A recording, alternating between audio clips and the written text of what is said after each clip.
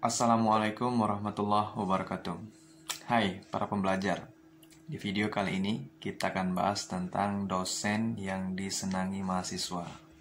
Nah, teman-teman yang tertarik ya ingin menjadi dosen perlu memperhatikan hal ini. Sebab tidak sedikit mahasiswa itu yang takut, yang selalu berpikiran dosen ini selalu killer ya, marah ya gitu ya.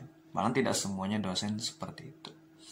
Dan perlu teman-teman ketahui, dosen mungkin terkadang menunjukkan rasa marah itu ya, rasa emosional itu mungkin bukan karena tanpa sebab, tapi ada sebabnya. Bisa jadi dari teman-teman semuanya, ada yang berulah atau tidak mendengarkan instruksi, sehingga emosional dosen itu kadang-kadang terekspresikan yang Anda bisa teman-teman lihat. Namun perlu diketahui, dosen seperti itu mesti terkontrol semuanya, mesti teratur. Jadi dosen yang baik itu sudah bisa memetakan bagaimana dia bersikap seperti itu.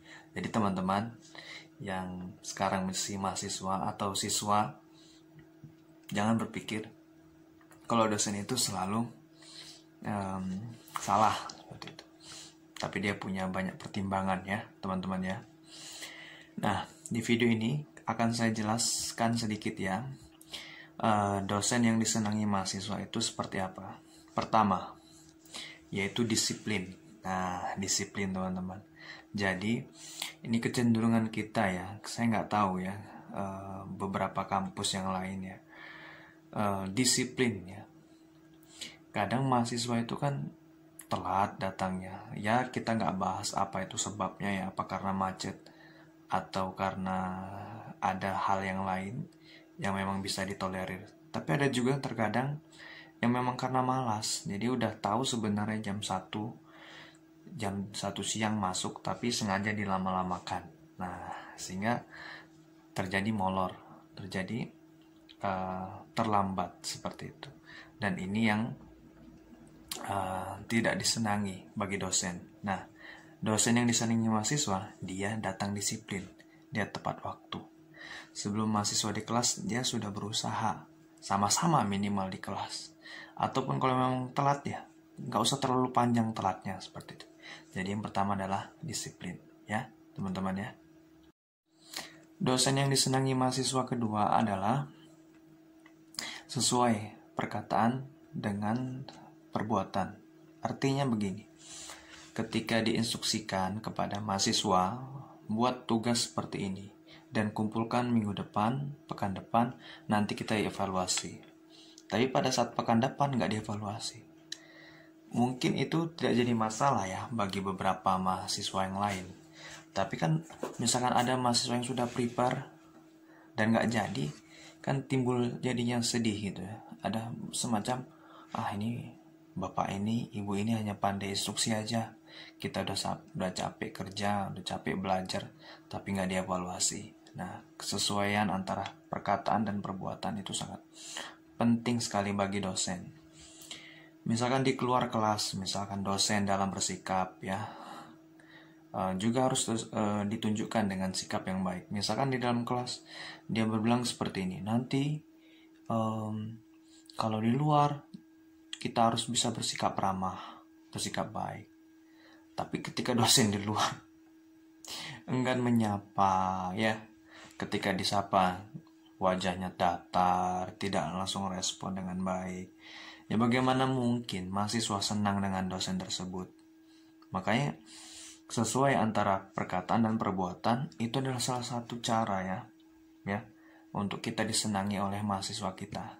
Teman-teman sekarang yang masih mahasiswa dan siswa perlu perhatikan ini, mulai berlatih ya, agar kita memang betul-betul sesuai antara perkataan dan perbuatan. Memang ini tidak mudah, maka harus selalu dicobakan, selalu dibuat ya, seperti itu ya, sehingga betul-betul kita disenangi oleh teman-teman kita maupun nanti ketika teman-teman menjadi dosen gitu ya. Itu yang kedua. Oke, itu yang kedua. Yang ketiga, agar kita disenangi mahasiswa adalah ramah. Jadi kita selalu ramah.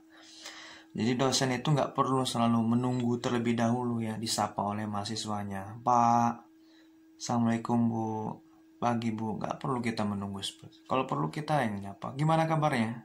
Sehat nggak? Nah, seperti itu. Jadi kita duluan yang memberi sapaan. Nggak masalah kan? Apa kira-kira ketika dosen menyapa mahasiswa yang terlebih dahulu akan menurunkan harga dirinya? Saya kira enggak lah. Jadi ya, tidak ada salahnya kita ramah kepada mahasiswa kita, sehingga mahasiswa kita pun merasa care seperti itu. Namun perlu digarisbawahi, tidak sedikit gini. Kadang karena ramahnya, ada mahasiswa menganggap remeh gitu. Seolah-olah, ini temanku, ini dosen ini. Sehingga ada perlakuan misalkan bermain, misalkan sampai tepuk bahu kepada dosennya, nggak baik juga seperti itu. Namun sesuaikan gitu ya. Ketika mungkin teman-teman nanti jadi dosen muda kan, karena mungkin rata-rata berbedaan dengan usia teman-teman itu sedikit jaraknya seperti itu ya. Kadang juga saya pribadi tuh mengajar ada mahasiswa yang lebih berusianya lebih tua daripada saya seperti itu. Tapi bukan berarti saya harus dihormati terus ya, nggak harus juga ya, harus sehingga menimbulkan jarak antara dosen dan mahasiswa, enggak. Tapi memang harus berusaha bagaimana kita memposisikan diri kita, dosen dan mahasiswa, tetap ramah sehingga tidak ada jarak ya, tidak ada gap antara dosen dan mahasiswa itu. Ya, itu yang perlu diperhatikan dalam kita bersikap sebagai dosen. Ya, teman-teman semuanya, itu yang ketiga. Yang keempat adalah peduli. Nah, dosen ini harus peduli. Kenapa? Karena mahasiswa itu adalah orang yang penuh masalah, ya kan? Banyak masalah di kampus. Terlebih kan kalau di kampus kan nggak ada yang ruangan psikolog atau konselor ya, jarang ya itu ada. Kalau perlu menurut saya itu harus ada ruang konselor, karena kan mahasiswa itu ya misalkan pacaran ya, atau berhubungan dengan temannya, misalkan ada interaksi yang kurang baik, gesekan, terjadi pertengkaran seperti itu. Kan perlu dikonseling ya. Jadi mahasiswa itu jadi sumber masalah ya. Kadang dia punya masalah dibawa ke kelas jadi masalah yang lain gitu. Nah, ketika dosen nggak peduli dengan hal itu ya, ada terjadi masalah di dalam kelas atau di lingkungan kampus, nggak peduli, biarin aja lah. Itu menurut saya nggak baik menurut itu. Nah, dosen yang disenangi mahasiswa itu dia peduli, care. Ketika ada mahasiswa yang curhat, bimbingan, cerita masalah hidup gitu ya, didengarkan, dikasih solusi. Namun perlu juga diperhatikan bagi mahasiswa, bukan berarti sampai malam, siang, malam terus-terusan komunikasi WhatsApp ya. Dosen Anda itu punya suami, dosen Anda itu punya istri. Jadi ketika dia chat terus dengan mahasiswa kan nggak mungkin. Jadi kita harus tahu posisi diri kita gitu loh sebagai mahasiswa. Bukan berarti dosen nggak mau care lebih, cuman kan ada waktunya, ada batasannya seperti itu. Itu bagi mahasiswa ya. Nah, bagi dosen ya tetap menunjukkan sikap peduli. Misalkan dalam bimbingan skripsi misalkan sering seperti itu, ada masalah inilah, masalah itulah, masalah keuangan lah, masalah keluarga lah, seperti itu. Sehingga menyebabkan ada yang malas ke kampus. Jadi kenapa mahasiswa malas ke kampus itu juga harus dilihat gitu. Kenapa? Diteliti. Ketika ada terjadi bisa diberikan solusi, ya berikan solusi seperti itu. Itulah bentuk kepedulian ya teman-teman ya.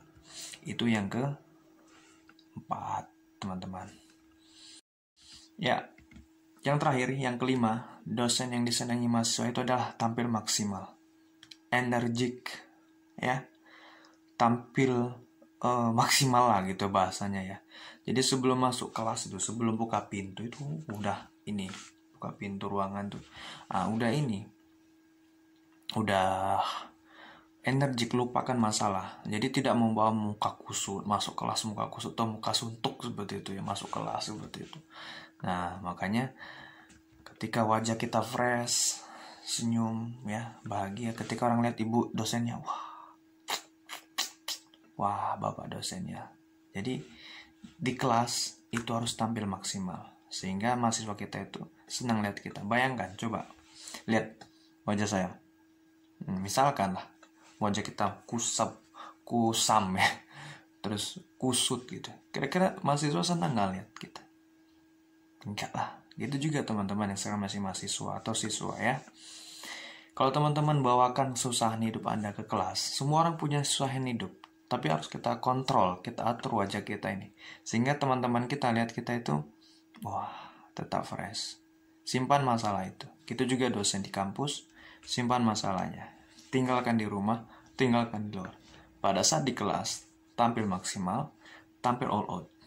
Dengan seperti itu, ya teman-teman ya, kita akan disenangi oleh mahasiswa. Kenapa? Karena kita selalu energik, selalu kuat ya, selalu hebat ya, selalu unggul di kelas.